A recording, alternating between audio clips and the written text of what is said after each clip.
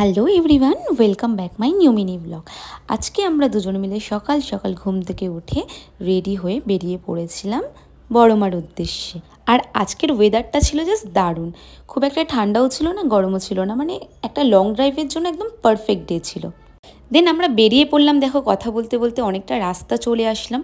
তারপর আমরা চলে গেছিলাম কল্যাণী হাইওয়েতে। আর কল্যাণী হাইওয়েটা এত সুন্দর যে ওখানে 100-120-তে গাড়ি চলছে, জাস্ট বোঝাই যাচ্ছে না, তাও মনে হচ্ছে গাড়িটা খুব আস্তে চলছে।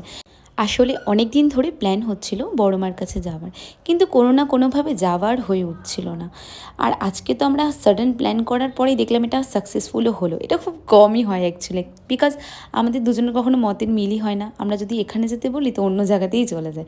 যাই হোক, দেখো কথা বলতে বলতে পৌঁছে গেলাম বড়মার কাছে। আর সত্যি কথা বলতে প্রচুর প্রচুর ভিড় ছিল, আমরা সেটা ভাবতেই পারিনি। আমরা ভেবেছিলাম খুব হয়তো 1 থেকে 2 ঘন্টা লাগবে, বাট দেখো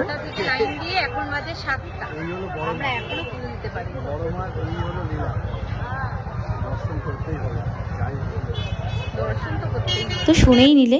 তো 7 ঘন্টা লাইনে দাঁড়ানোর পর অবশেষে আমাদের অপেক্ষার অবসান হলো।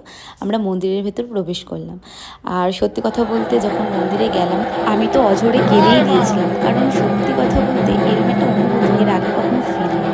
মায়ের কাছে আমার একটাই চাওয়া যে যত দুঃখ কষ্ট যা কিছু আছে সেগুলোকে সহ্য করার ক্ষমতা দিও, এইটুকুই। আর যারা লোকের খারাপ করে, খারাপ ভাবে, তাদের ঠিক তার থেকে 10 গুণ খারাপ যেন তুমি দেখিও।